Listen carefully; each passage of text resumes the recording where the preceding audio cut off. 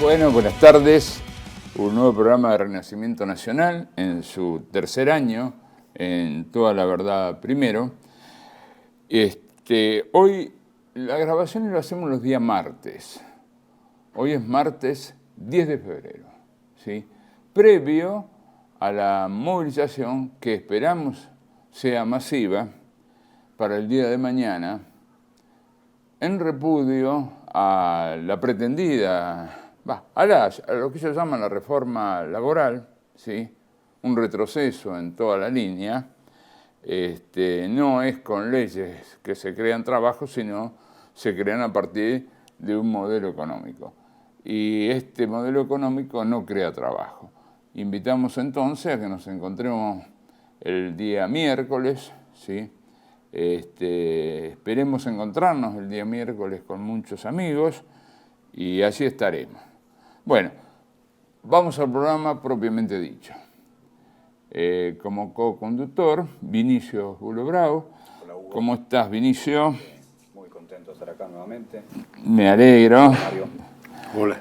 Y Mario Masitelli, nuestro invitado especial de este programa. Mario es un antiguo dirigente del Partido Socialista Argentino, un tradicional dirigente del Partido Socialista Argentino. Hace muchos años que nos conocemos. Yo recuerdo, Mario fue uno de los fundadores de Proyecto Sur junto con Pino Solana y el querido amigo Mario Cafiero. Así que Mario, bienvenidos al programa. Bueno, muchas gracias por la invitación. Bueno, empecemos por la parte internacional, como corresponde siempre. ¿Cómo ves este mundo? Bueno, yo veo un mundo complejo porque estamos en una etapa de transición en múltiples planos. El primero sería el plano geopolítico, donde estamos abandonando el mundo unipolar. A todas luces no resiste más la realidad ese mundo donde Estados Unidos era el mandón que decía qué es lo que tenía que hacer cada uno de los países, donde todas las reglas eran establecidas por los propios Estados Unidos y no escuchaban a nadie, imponían imperio en estado de éxtasis. Eso se terminó. Bien. El problema que tenemos es que... Ese mundo que nos empezaron a fabricar allá con la caída de la Unión Soviética. Y ¿no es efectivamente, cierto? ese mundo, sí. Quizás un poquito antes, quizás después de la Segunda Guerra Mundial, bueno, claro. ¿verdad? Ese mundo, pero ese mundo todavía tenía una tensión interna. Había una puja. Había una puja con la Unión Soviética que, al derrumbarse la Unión Soviética, entre la caída del muro de Berlín en el 89 y la propia caída de la Unión Soviética en el 91, se genera una potencia que tiene una hegemonía por sobre las demás, virtualmente en todos los terrenos. En el terreno monetario, porque ya traía el dólar como moneda internacional. En el terreno financiero, porque eran las plazas financieras y los bancos más importantes del mundo. En el plano tecnológico, porque venían viviendo un desarrollo tecnológico y científico inusitado, extraordinario, es la irrupción de Internet, de las comunicaciones, la informática, etcétera. Un desarrollo militar incomparable, porque Estados Unidos invertía más que las 10 potencias subsiguientes, de manera que la hegemonía era a nivel global, con 11 portaaviones, con más de 800 bases militares en todo el mundo, con una hegemonía también de tipo cultural, dado que Hollywood seguía siendo con todo la productora mayor de películas y una fuente de cultura que se expandió por todo el mundo. De manera que ese mundo duró unos años, no podía eternizarse. Empezaron a reconstruirse naciones enteras, a emerger naciones que venían de un atraso muy significativo. El sudeste asiático empezó a desarrollarse con mucha potencia. Oriente dejó de ser lo que venía siendo para transformarse virtualmente en el centro gravitatorio del mundo. China emerge como una potencia que empieza primeramente a discutir las baratijas industriales, pero lógicamente en un proyecto muy claro, donde por la propia filosofía que adopta el Estado y el Partido Comunista Chino, saben que quien gane las puntas tecnológicas es el que gana la batalla. Bien. Y las puntas tecnológicas se ganan sobre la base de educación, ciencia, desarrollo tecnológico, producción y comercialización. Entonces, bueno, en este nuevo mundo irrumpe una China que va creciendo a una velocidad más acelerada que todos los países de Occidente. Al mismo tiempo se reconstruye Rusia, que había entrado en una debacle de incertidumbre y de saqueo por parte de una oligarquía creada por Occidente para que se apropie de todos los bienes públicos de la ex Unión Soviética, y en esa reconstitución también va reconstituyendo su industria militar, vastas industrias, su potencia energética, gasífera, petrolífera, etcétera. Rusia históricamente tuvo desarrollos en matemática, en física, etcétera, pero muy importantes. Se reconstruye también la India, que hoy es el país más habitado del planeta Tierra, cuya filosofía y ciencia se remonta a 5.000 años y que empieza a jugar un papel protagónico. Se constituyen los BRICS, es decir, Brasil, Rusia, India, China y Sudáfrica, que primero es el RIC, como digo siempre, primero es Rusia, India y China, 30 millones de kilómetros cuadrados, 3.000 millones de habitantes. Es la gran masa continental. Es la gran masa continental, a partir de la cual tienen un aliado en América Latina, un aliado en África, después vuelven a sumar, que lamentablemente Argentina tuvo, con este hombre que desgobierna el país, claro, tuvo la mala idea de no sumarse, pero después se van a sumar los árabes, Irán, es decir, el Medio Oriente, Emiratos Árabes, se suman una cantidad de países más y hoy constituyen el bloque de poder más importante del mundo. En esa transición hacia un mundo multipolar, el mundo multipolar es infinitamente mejor que el unipolar, porque ahí, en general, la filosofía que se impone es la de un trato entre iguales, respetuoso, donde los negocios que se hacen tienen que ser con beneficios para ambas partes, y si no hay acuerdo sobre estos beneficios, el negocio no se hace. No hay imposición militar como en la etapa unipolar e imperialista. De manera tal que en ese sentido tengo que ser optimista.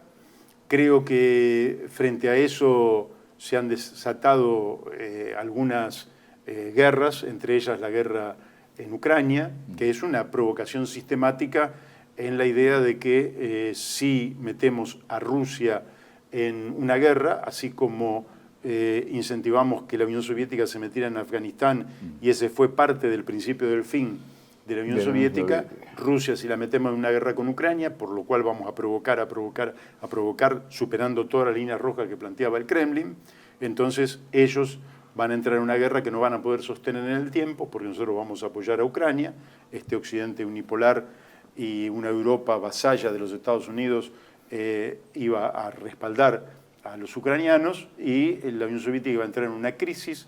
Esa crisis iba a producir económica, iba a producir una crisis política, se iba a desandar lo que se había establecido y se iba por una división de un país que era demasiado grande para el occidente dominante, de manera tal que lo iban a fragmentar en varias regiones, y seguramente la región limítrofe con China iban a poner un gobierno amigo, porque la idea era atacar a China, que era el enemigo principal, desde el Pacífico, con Japón, con Taiwán, con Australia, y desde el occidente a través de una política agresiva hacia China. Todo eso le fracasó, se impone el mundo multipolar, Rusia va a ganar la guerra si no la ganó ya, y lo que vamos a tener por delante es la posibilidad de un replanteo de poder a nivel mundial cuando las locuras de Donald Trump se terminen. Locuras digo porque el hombre va, viene, amenaza, se desescala, en fin, es realmente un verdadero desquicio la política. Yo he leído a alguna gente que dice, que ha estudiado a fondo, y dice, este hombre no tiene una estrategia, es decir, se mueve para las cámaras de televisión, tiene una buena comunicación, él es un tipo simpático, carismático, pero no tiene, entonces sube los aranceles, China dice, pues si ustedes suben los aranceles a 145, nosotros lo vamos a poner en 125, entonces se da cuenta que ha hecho un desquicio, entonces se reúne con Xi Jinping y bajan los aranceles de nuevo. Pues eso es un mamarracho. Bueno, Mario, quería consultarte al respecto. Esto que vos describís, coincido con el análisis. Está claro que la estrategia de seguridad nacional que sale en noviembre del año pasado tiene básicamente dos premisas. Una es la reformulación de hegemonía de Estados Unidos, reformulación de su poderío, digamos, y la otra es el reconocimiento de un mundo multipolar porque ya reconoce a potencias como China, otras quizás de menor calibre como la India, como Rusia misma. Ahora, yo me pregunto si esta readaptación geopolítica que hace los Estados Unidos, que orienta sus esfuerzos hacia el dominio del hemisferio occidental, nos permite a nosotros, desde la Argentina, buscar alianzas extracontinentales, extraterritoriales, teniendo en cuenta el antecedente penoso y que, por supuesto, repudiable por todos nosotros de Venezuela hace apenas un mes y pico, ¿no? Es donde un país que quiere, alinearse con una potencia como China es castigada con una invasión militar, lisa y llanamente. Entonces, ¿qué posibilidades tiene la Argentina hoy de buscar alianzas, por ejemplo, con los BRICS?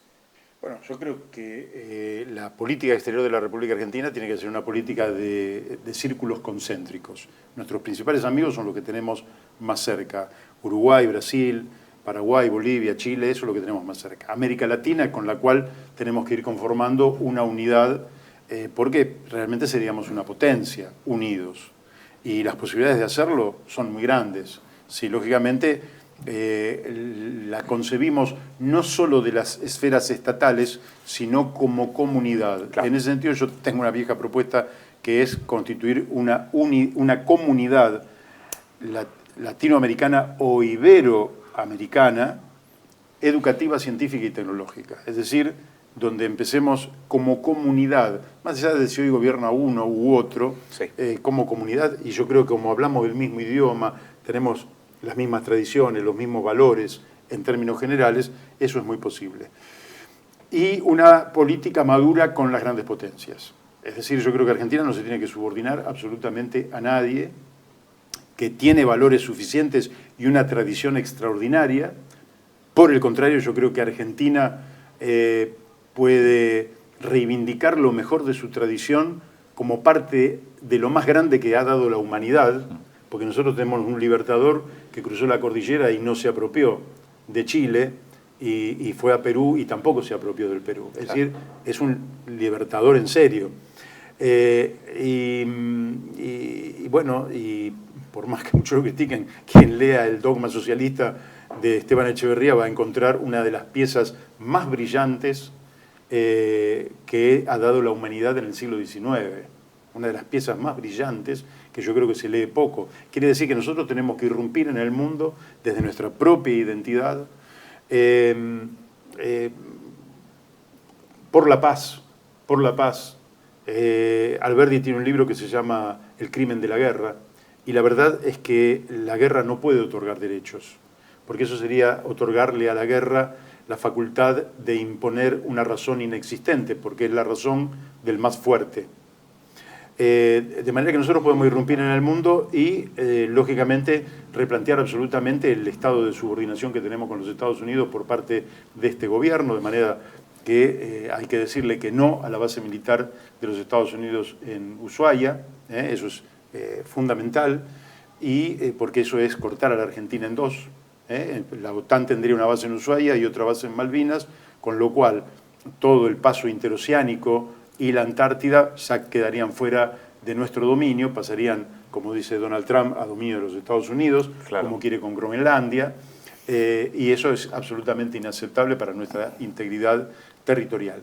Y lógicamente tener una relación absolutamente madura, integrar los BRICS y tener una relación madura con las grandes potencias. Argentina es la octava geografía del mundo, de manera que no es un país menor. Tiene una cantidad de riquezas naturales extraordinarias que nosotros debemos utilizar como ventajas comparativas. Es decir, no facilitarle al otro lo mejor que tenemos, sino utilizarlo para nuestro propio desarrollo. En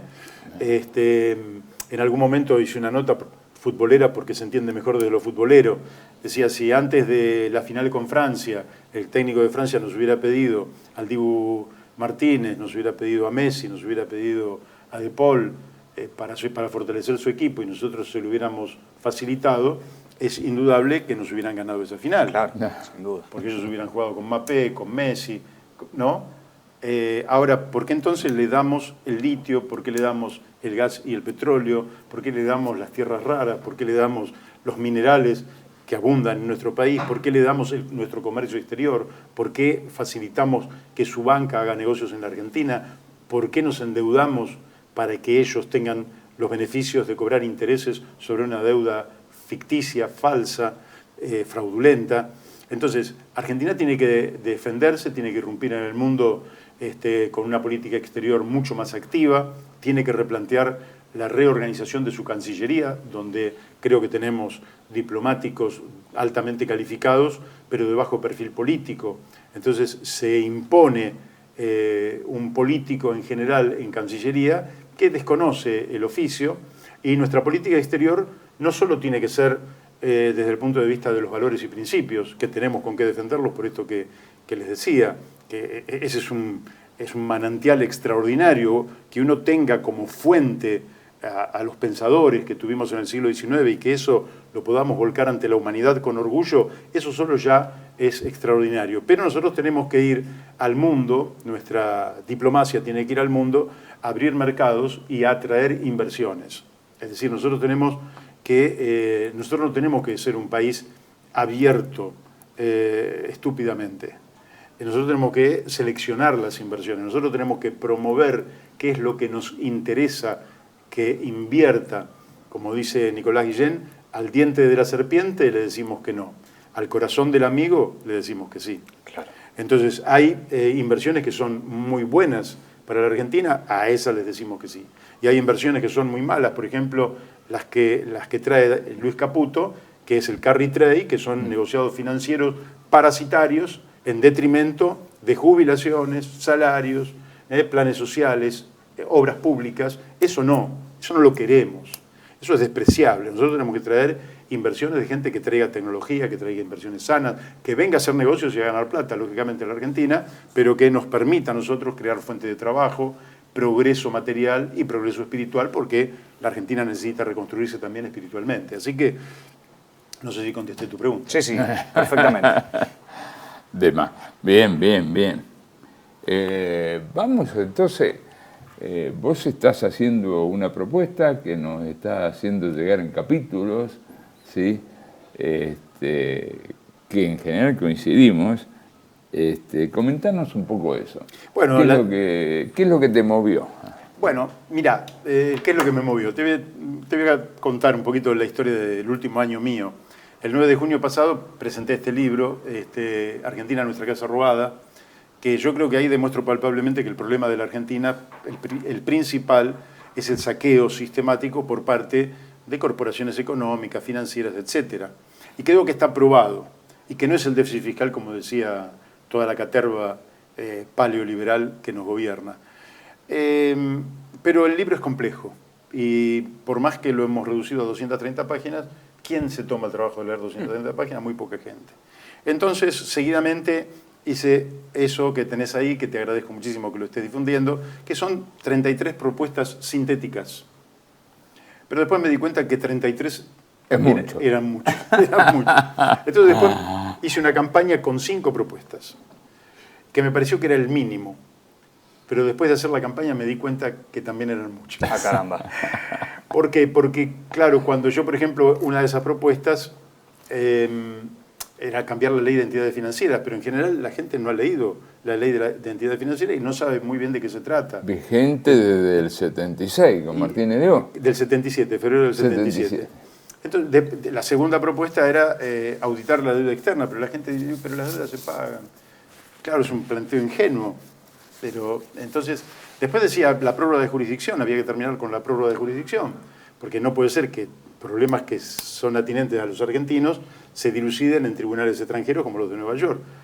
Pero prórroga de jurisdicción tampoco se entendía muy claramente. Después planteaba una reforma tributaria, que esa todavía es más difícil porque incorporo allí elementos que tienen que ver con el concepto de rentas. Y el concepto de rentas es un concepto muy difícil. Entiendo que es muy difícil y que merecería no menos de 2 horas para que se pudieran explicar, se pudiera entender, y entonces le abriríamos los ojos a medio país, con toda seguridad, y veríamos cuál es uno de sus grandes problemas. La reforma tributaria, que no es la que están impulsando, que es una basura. Claro. Y la recuperación del comercio exterior. Uy, pero ahí, en fin, todo eso era mucho. ¿Por qué? Y porque los argentinos estamos con muchos problemas personales, problemas familiares, problemas laborales, problemas de ingresos, y estamos concentrados en nuestro metro cuadrado. Entonces dije, hay que ir por una. Y esa única es defender el mercado interno, aumento de salarios y de jubilaciones. Ahí todo el mundo. Y en torno a eso, hacer un frente político diverso, pero en unidad en la diversidad, y derrotar a este modelo neocolonial. Así que reduje todas las... fui cerrando el abanico hasta llegar a una, y creo que incluso aquella persona que está distraída, que no tiene por qué realmente apasionarse por la política o por las cuestiones de orden pública, si le decís aumento de salarios y jubilaciones, si usted está de acuerdo, vamos a obtener que la inmensa mayoría va a estar de acuerdo. Pero además de los interesados inmediatamente, que serían los jubilados y los asalariados, nos vamos a encontrar que los comerciantes nos van a decir, sí, por favor, porque acá no se está vendiendo nada. Fundiendo. Y el que provee, el industrial que provee, o el mayorista que provee al comercio también va a decir, muchachos, sí, porque claro, ando con el camión, uso un cuarto del camión porque no se está vendiendo nada. Entonces creo yo que esa reanimación del mercado interno puede ser un gran estímulo para todos los sectores del bloque nacional, que debe unirse en pos de un proyecto más amplio que un punto, pero en definitiva un punto de coincidencia en el cual nos podamos unir, bancarnos los distintos, porque uno, lógicamente, en el ejercicio de la política tenés críticas para todo el mundo. Bueno, hay que bajar esas críticas, ¿qué va a hacer? La dejamos para otro momento, claro. No es el momento de criticarnos entre nosotros, y todos los sectores que efectivamente aspiren a derrotar a este proyecto neocolonial, nos podamos reunir en un frente que, desde mi punto de vista, y esa es una de las notas que van a venir, tiene que reunirse en un espacio abierto de amplia participación democrática. Un espacio abierto. ¿Qué quiere decir un espacio abierto de amplia participación democrática? Quiere decir que los partidos políticos tenemos que perder el monopolio de presentar candidatos. Nos reunimos todos los partidos políticos, acá están nuestras personerías, las ponemos para que la justicia acepte los candidatos, luego hacemos una junta electoral, y esa junta electoral, en lugar de funcionar como regularmente funcionan, que es armamos una lista en secreto y bajo la cortina para que nadie se entere, abrimos para que todo aquel, desde quien quiera presentarse como candidato a presidente, hasta el último consejero escolar del municipio más chiquito que quiera presentarse, sea estudiante, obrero, comerciante, industrial, productor agropecuario, profesional, no importa, ambientalista, lo que fuera, pueda presentarse. Claro. E ir a una elección abierta, de amplia participación, y que gane el que gane, y el que gane nos gustará más o nos gustará menos, pero será con quien vamos a reemplazar a este gobierno, casi un gobierno de ocupación, yo les quiero decir que hace 55 años que milito en política y no recuerdo en el mundo un presidente que haga flamear la bandera de un Estado extranjero. Es un dato. Y nosotros tenemos un presidente que ha hecho flamear la bandera del Estado de Israel en el marco del genocidio que está produciendo Israel sobre el pueblo palestino. Es decir, que hay que sacar a este gobierno, hay que derrotarlo en el marco de las instituciones y de la Constitución, pero hay que derrotarlo. Entonces, y la forma de derrotarlo no puede ser una conjura de cúpula. Tiene que ser con amplia participación. Y el compromiso de que quienes ganan, si lleva un punto, será un punto, si llevan 5 puntos, serán 5 puntos, si llevan 10, 10, lo tiene que cumplir. Y revocatoria moral pero revocatoria de mandatos para quien no cumpla lo que se ha comprometido. Basta de estos gobiernos que te dicen que van a hacer A y hacen B, o que te dicen que van a hacer una cosa y hacen exactamente lo contrario. Así que por ahí transita esta propuesta, que es una propuesta política y además que también tiene algunos ingredientes que voy incorporando, como esto que hablábamos antes de empezar el programa, que es el ingreso básico universal. Bueno, antes de ir a eso, quería preguntarte uno de los elementos que me llamó la atención de esta propuesta, que creo consiste en integrar al pueblo organizado a la participación política, básicamente, no más allá, sino no solamente contemplando a los partidos políticos, que son los que ejercen la representación política. Y vos hablás de un Estado Mayor, me suena Estado Mayor conjunto, ¿no? Pero es el Estado Mayor colectivo, como lo has nombrado. Te quería preguntar cuál sería la idea de ese Estado y cómo estaría compuesto ese Estado Mayor colectivo. Estimo yo que sería la cabeza o, vamos a decir, la conducción estratégica de esa reorganización del campo nacional, ¿no? Sin lugar a dudas, es decir, el enemigo tiene un Estado Mayor, que en la Argentina es la Asociación Empresaria Argentina, donde se reúnen los grandes empresarios, que no digo que estuviera mal, simplemente que como son ignorantes e incapaces, conducen mal al país, ¿no? Y son los tipos que han invertido en ponernos a este desquiciado de presidente. Entonces, y que terminan por no tener un proyecto claro de país y confunden sus negocios privados con el proyecto que integra a los 50 millones de argentinos en vistas a 100 millones de argentinos que tenemos que tener dentro de 50 años. Es decir, ellos están para ganar plata hoy. Bueno, muchachos, ustedes no están capacitados para conducir. Ahora, en el campo del pueblo tampoco hay una conducción estratégica. No. Y algunos se asignan un papel que la verdad que no lo cumplen, porque ni producen intelectualmente como para que uno diga, bueno, acá hay una referencia estratégica, y los demás tampoco nos da la dimensión política como para pretenderlo, de manera que ningún sector. Entonces tenemos que hacer un Estado Mayor colectivo. Ajá. ¿Y cómo se hace un Estado Mayor colectivo? Bueno, el Estado Mayor lo que va a hacer en este caso, el que estoy planteando, que también lo mencioné como podría ser un foro nacional, lo que va a dar son los lineamientos estratégicos. Es decir, un poco tomando lo que ha hecho el capitalismo a nivel global desde 1971, que es el foro de Davos, donde se reúnen los más ricos del mundo a dar una orientación estratégica. Nosotros tendríamos que reunir a los sectores populares, o como fue la respuesta del Foro Social Mundial de Porto Alegre, a partir del año 2001, que yo participé, que no había un decálogo o un mandamiento estricto o pormenorizado o un programa. Lo que se daba era una idea.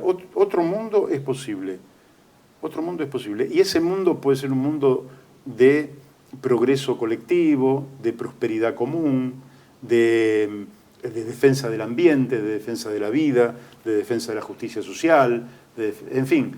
Entonces daba una orientación. Yo creo que nosotros tenemos que ir a un encuentro multisectorial donde participemos desde los partidos políticos, las organizaciones gremiales, los ambientalistas, los centros de estudiantes, todos los sindicatos y por haber, en fin, las asociaciones empresarias y todo tipo de organización libre del pueblo que pueda concurrir, no para indicar estrictamente qué es lo que se va a hacer, pero sí para marcar una orientación. Esto es lo que nos interesa. ¿Nos interesa la integridad territorial de la Argentina? Sí nos interesa la integridad territorial. ¿Nos interesa recuperar soberanía política? Sí nos interesa. Entonces, las grandes líneas, que se delineen las grandes líneas. Y después, lógicamente, esas grandes líneas van a tener una ejecución diversa conforme quienes participen, ¿verdad? Pero con una orientación general.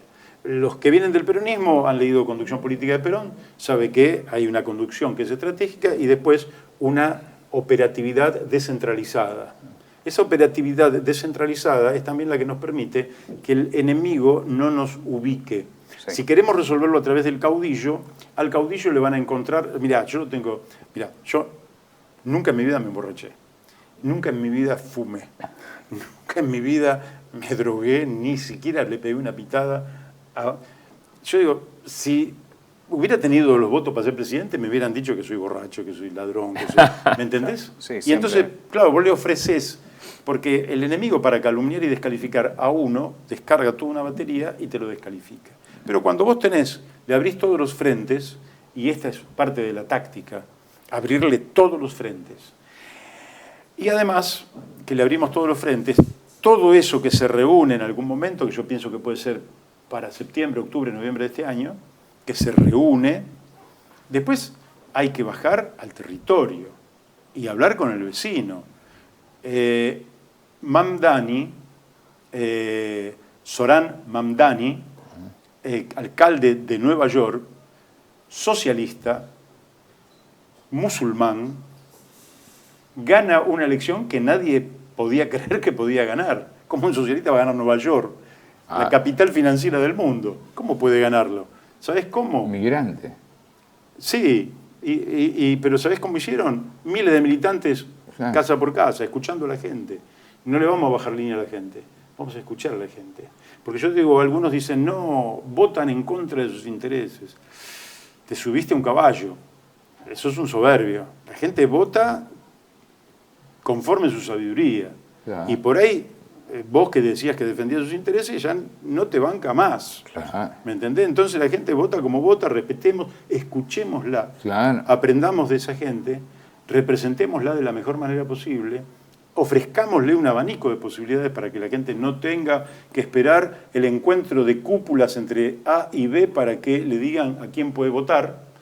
Y abriendo entonces esa amplia participación, yo creo que estamos en condiciones de derrotar, y no solo de derrotar, sino de garantizar un proceso de cambio en serio en la Argentina y revertir muchos años de decadencia, que no todos los años han sido de decadencia, pero la tendencia general de los últimos 50 años ha sido de decadencia. Totalmente. Entonces, revertirlos. Tenemos que hacer un corte y volvemos. Residencia como en casa, siempre contigo. Es un hogar habilitado en la ciudad de Buenos Aires con más de 30 años de experiencia en el cuidado de adultos mayores. Ubicada en el barrio de Villa Real, en pasaje Francisco Bauzá 2372, casi esquina Tinogasta. Ofrecemos atención personalizada y un ambiente cálido para nuestros abuelos. Contamos con habitaciones premium, con baño privado y TV por cable, menú supervisado por nutricionista, cocina de primera calidad, jardín terraza para el esparcimiento y conectividad para videollamadas y llamadas telefónicas. Además, ofrecemos servicios opcionales como peluquería personalizada y confección de ropa a medida. Comunicate al 11 50 35 15 25. En Como en Casa, el bienestar y la comodidad de nuestros adultos mayores es nuestra prioridad. Los esperamos. Tele-V1 se complace en anunciar que estará transmitiendo en su canal Tele-V1 Clips valiosos programas emitidos antes de la censura sufrida. El lienzo prohibido, el revés del derecho, combates por nuestra historia, disenso, historias de Malvinas, entre otros que podrán encontrar en este enlace.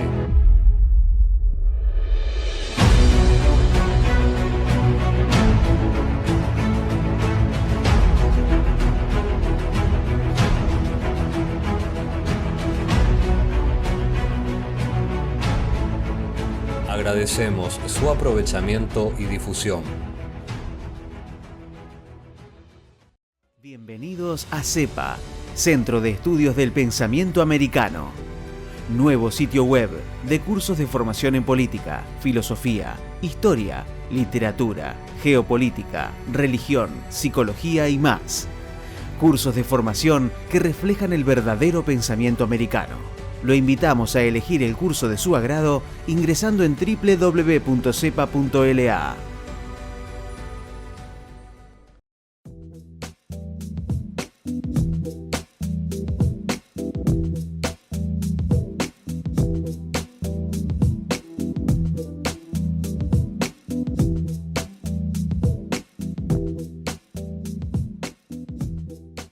Decir siempre la verdad primero tiene un precio. Dependemos de tu ayuda. Tele-V1, toda la verdad primero.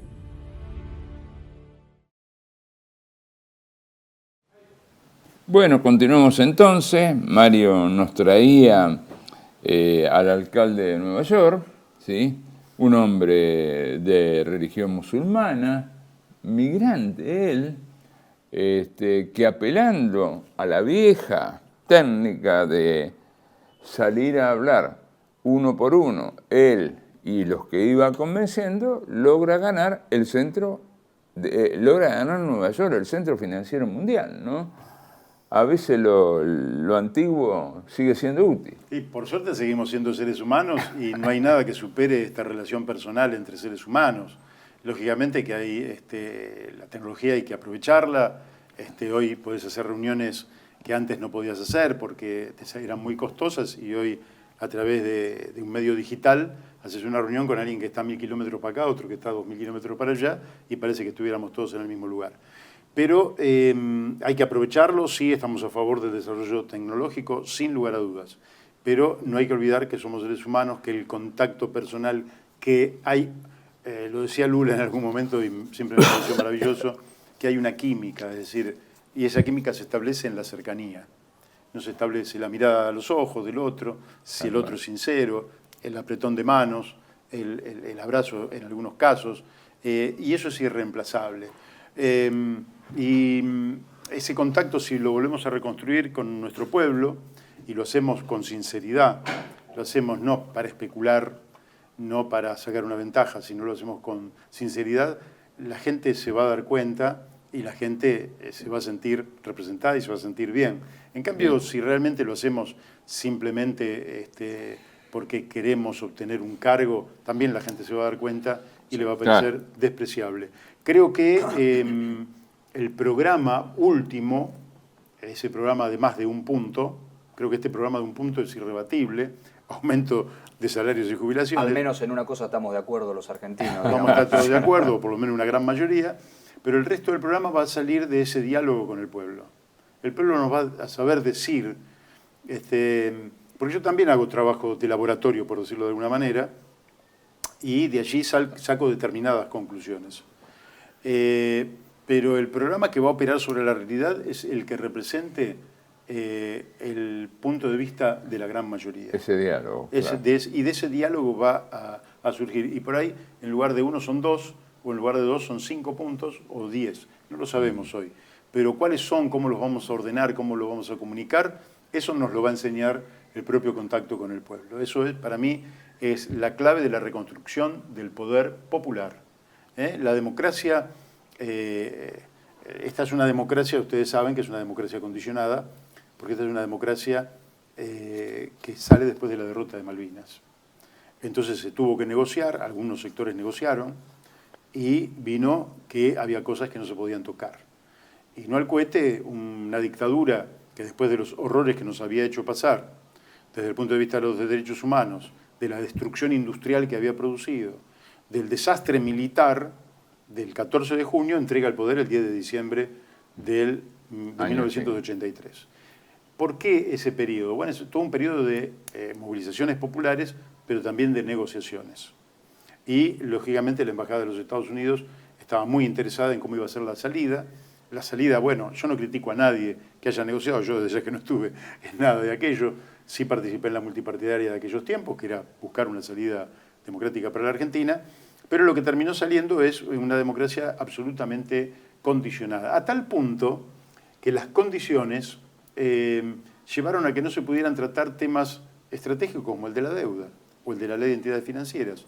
Y entonces la democracia empezó a ser vaciada de contenido y quedó reducida a un concepto que es un integrante, un componente de la democracia, pero que no es la democracia, que es el sufragio universal. Claro. El sufragio universal es un componente, como un motor es un componente de un coche, pero no es un coche. Claro. Entonces el sufragio es un componente de la democracia, pero no es la democracia. Entonces han logrado convencer a mucha gente de que sufragio universal viven en democracia. No, no vivimos en democracia. No vivimos, y lo digo y lo discuto con quien quiera. Si el 1% más rico de la Argentina se lleva la mayor parte de la riqueza social que produce este país, evidentemente no estamos en una democracia. En la democracia somos todos iguales. No solo cada uno valemos un voto, sino que la dignidad de cada uno de los habitantes del suelo argentino es idéntica entre ellos. Y lograr ese piso de dignidad para cada una de las personas no está ocurriendo. De manera que ese piso, Alfonsín en algún momento lo expresó con la democracia se come, se cura y se educa.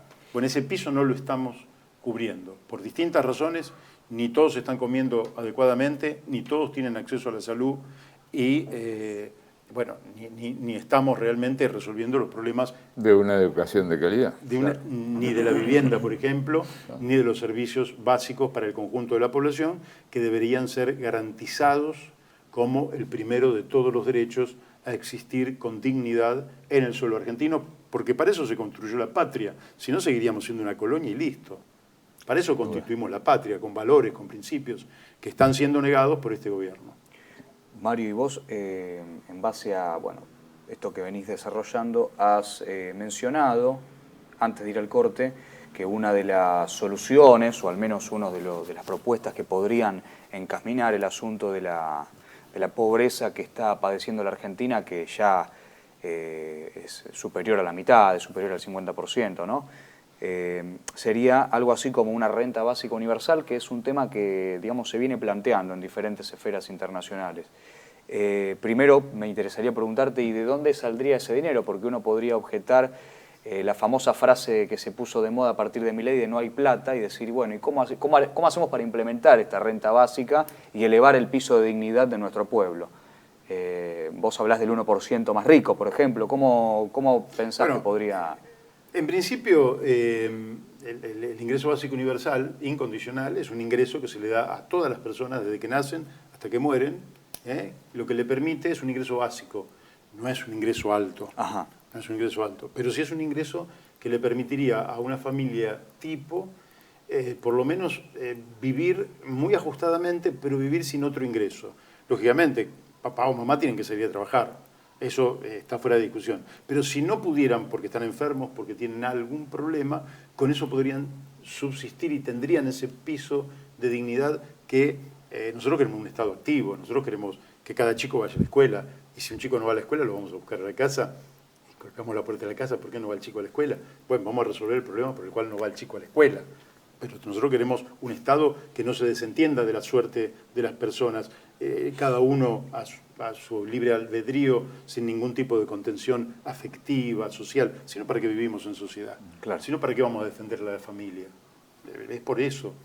Queremos un Estado que no sea sobreprotector, pero que sí proteja y de causa. Entonces, vos con ese ingreso, entonces estás garantizándole a todas las personas que cuando papá sale a buscar trabajo no tenga que arrodillarse para pedir un trabajo ni denigrarse en sus condiciones laborales porque es lo único que tiene para comer. No, para comer van a tener. Ahora bien, la gran pregunta no es esa. Yo te diría, ¿pueden esperar los senadores un tiempito y bajamos su ingreso a la cuarta parte? Sí, porque son toda gente que está muy bien acomodada. Y los asesores de los senadores también, y los diputados también, y los intendentes, algunos que ganan muchos millones, y bueno, también. Todo eso puede esperar. El primer ítem es el ingreso básico universal. Y después viene todo lo demás. Es decir, habría que preguntarse cómo los jueces jubilados pueden ganar 20 millones de pesos.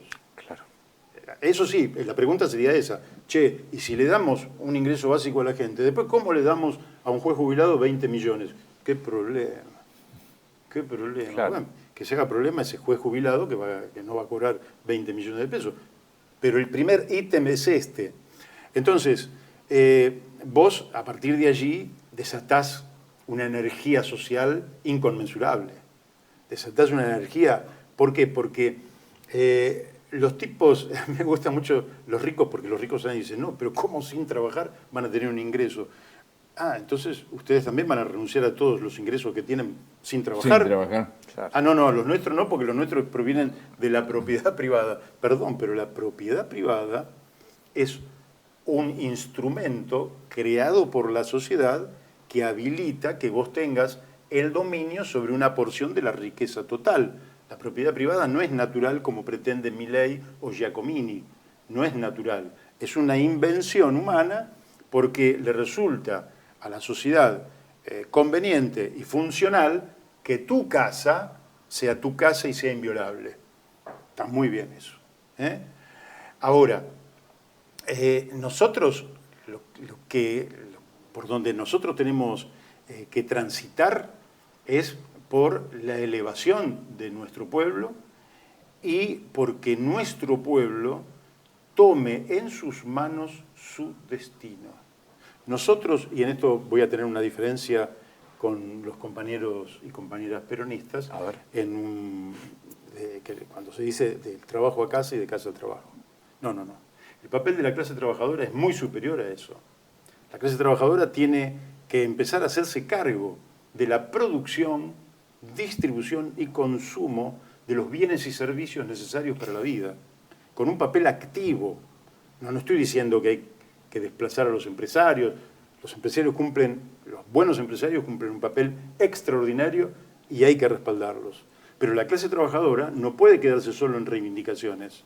La clase trabajadora tiene que ascender. Pero eso lo plantea Perón en el modelo. Bueno, está bien. Tiene que trascender Pero yo dije que trascender largamente la discusión por las condiciones de trabajo. Bien. Tienen que dar su versión de cuál es el país al que aspiran y luchar por eso. Excelente, entonces coincidimos plenamente con esta visión. Claro. Entonces, yo creo que, ¿y esto cómo lo va a dar? Esto no se da en un marco de inseguridad. Es decir, este ingreso básico no es que le va a resolver todos los problemas a la gente, pues eso sería absurdo, pero le va a dar una cierta seguridad, una cierta autonomía, una autoestima a las personas que los van a transformar de hoy lo que somos, ¿no? Porque estamos sobreviviendo como podemos, en protagonistas de la historia. Y eso es lo que nosotros queremos.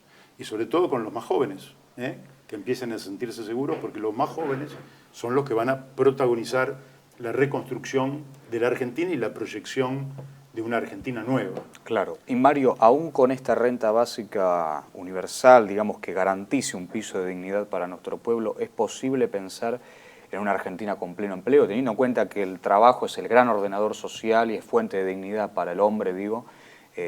Indudablemente necesitamos que nuestro pueblo esté trabajando.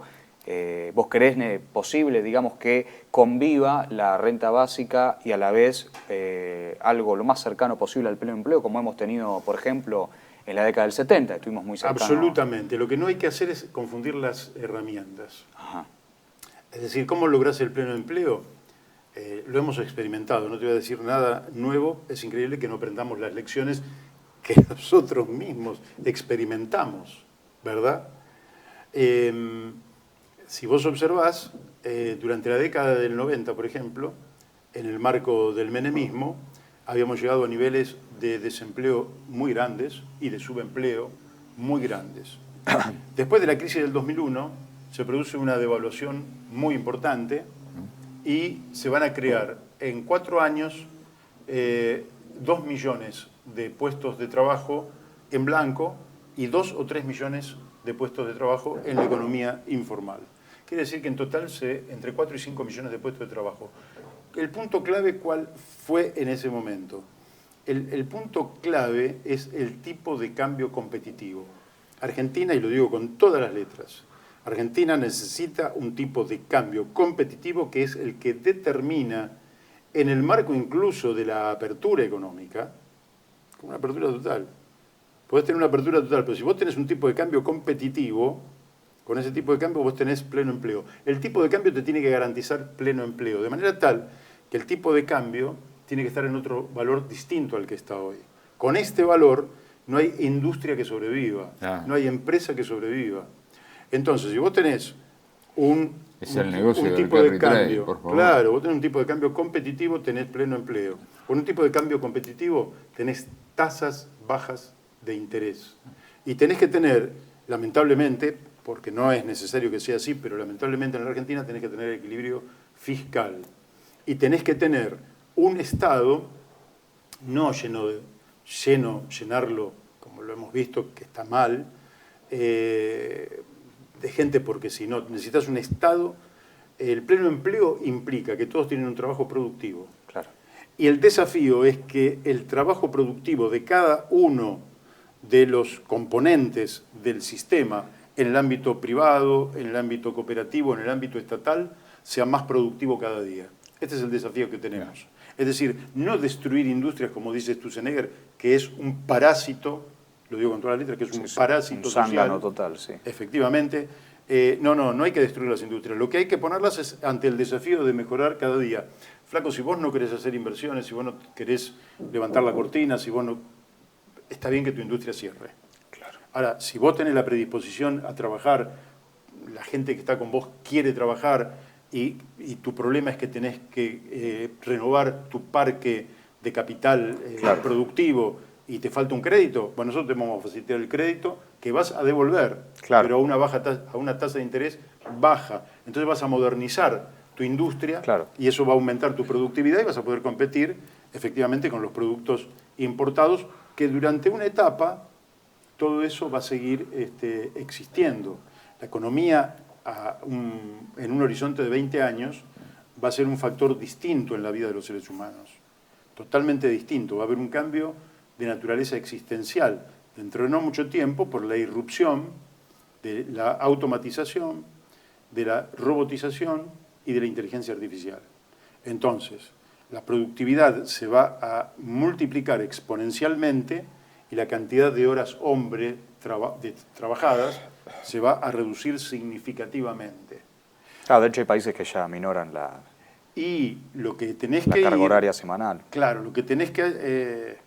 yo no sé si es mucho lo que estoy diciendo, pero lo que sí muchos compañeros equivocan es entre el concepto de trabajo y el concepto de empleo.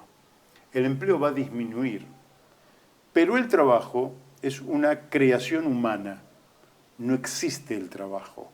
El trabajo es una creación humana. No es que yo cuando lo escuchaba a Carlos Rucauf decir que vienen los inmigrantes y nos roban el trabajo, la verdad es que nadie te puede robar el trabajo. Y si viene un paraguayo, un boliviano y levanta una pared, cuando levanta esa pared está movilizando al corralón, está movilizando el flete, está movilizando la fábrica de cemento. El trabajo crea trabajo. El trabajo es una creación humana que al ejecutarse crea trabajo. Por eso las sociedades más avanzadas tienen mucha gente trabajando que a su vez crea más trabajo. Entonces, ahora, como la creación de trabajo viene de la cabeza, cuando vos tenés gente que no va a tener un empleo como en el pasado, esa gente no va a tener un empleo, pero esa gente va a poder trabajar. Mucha de esa gente va a tener que crearse el trabajo y muchos se van a asociar en pequeñas cooperativas, en distintos tipos de asociaciones para brindar servicios, para producir algo, para producir cosas nuevas. Y ese es el mundo que viene dentro de, te diría, 20 años, no más lejos. Pero en el mundo actual, el pleno empleo lo logramos con una macroeconomía cuyo, para no complicarlo, cuyo punto fundamental es el tipo de cambio competitivo. Y no te olvides, porque algunos lo vivimos, él no, porque es joven, pero para destruir la industria alemana después de la Segunda Guerra Mundial había que bombardearla. Pero en la Argentina no hubo que bombardear. Martínez de Oz generó un tipo de cambio muy bajo, una apertura indiscriminada de la economía, y era el mismo resultado que bombardear la industria. Claro. ¿Verdad? Entonces, acá lo que tenemos que tener es eso, generar pleno empleo, una economía abierta, competitiva, creativa, productiva. En un país maravilloso como el que tenemos, realmente es imposible fracasar si se hacen las cosas bien. Bueno, estamos llegando al fin del programa. ¿Te quedó algo pendiente, Vinicius? No, ¿cuáles son las ventajas de la Argentina respecto a otros países? Ventajas, digo, en cuanto a la generación de empleo, ¿qué ventajas tenemos nosotros como argentinos? Bueno, en principio porque nosotros somos un país bicontinental, marítimo. Es decir, tenemos más mar que territorio continental. De manera que ya el mar y la industria, por ejemplo, naval, ya nos daría una fuente gigantesca de trabajo. La pesca, no habría que impedir que siga ocurriendo el saqueo sistemático sobre nuestros mares, la depredación que se da, y buscar la manera de aprovechar para que esa pesca genere trabajo en nuestras costas y para abastecer el mercado interno y para abastecer el mercado externo. Nuestra cordillera es una cordillera que tiene toda la tabla periódica de minerales. De manera que ahí nosotros tenemos que darnos una política minera y crear una empresa estatal de minería. Claro. Es decir, es absurdo que tengamos prohibido tener una empresa estatal, no se sabe por qué. Como la tiene Chile, ¿no?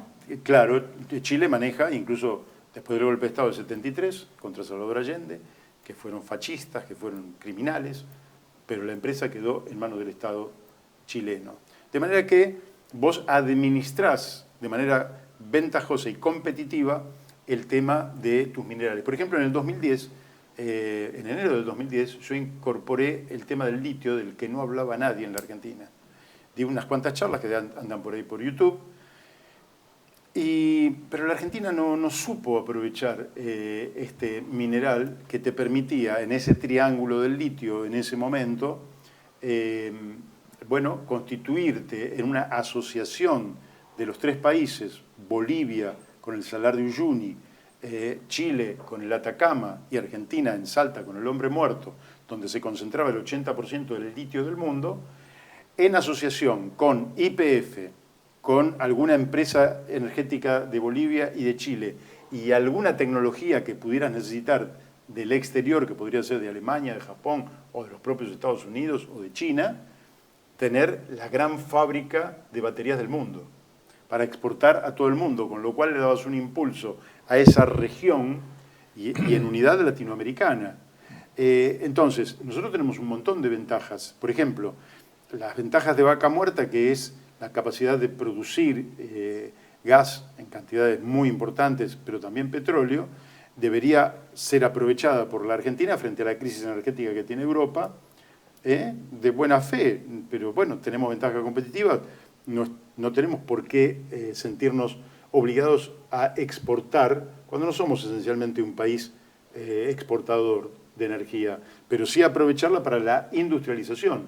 Entonces, si yo te ofrezco como industrial que pagues como corresponde el servicio, pero a costos moderados, la energía, que para vos es fundamental, a la vez hago un sistema de transportes vial, ferroviario y aerocomercial, fluvial y marítimo, sí, que sea absolutamente consecuente para que vos puedas producir y puedas sacar tu mercadería allí a donde quieras llevarla. Creamos un aeropuerto de naturaleza comercial exclusivamente para que el vino que se produce en Mendoza o San Juan pueda venir acá, ir a París, a un restaurante de París, sin mayores inconvenientes. Nosotros tenemos las posibilidades infinitas de desarrollar la Argentina y al tener un país tan grande, con tantos climas, tan hermoso, donde podés vivir en tantos lugares tan agradables, evidentemente las ventajas competitivas que tenemos, pero las ventajas competitivas no son destructivas del otro, no es una competencia destructiva del otro, es una competencia complementaria con el otro, donde nosotros vamos a aspirar, porque si vos producís para el mercado mundial, por ejemplo, y el mercado mundial no te abasteciera de nada, estarías muy mal. Vos tenés que exportar y tenés que importar. De manera tal que nosotros estaríamos aprovechando esto para nosotros y para el mundo, y el mundo se encontraría con una Argentina con un mercado interno poderoso, atractivo y una invitación para las inversiones. Perfecto. Bueno, nos hemos sobrepasado. Una última invitación le haría a los oyentes, si quieren recibir las propuestas que Mario está haciendo, que nos escriban al correo que está ahí abajo, renacimientonacional2024@gmail.com, y se lo mandamos.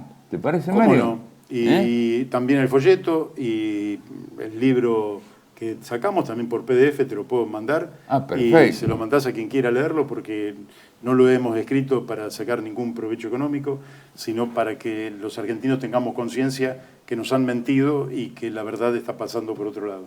Muy bien. Bueno, está abierta la invitación. Muchísimas gracias, Mario. Gracias. Gracias, Hugo. Hicieron todo muy bien. Hasta el próximo programa.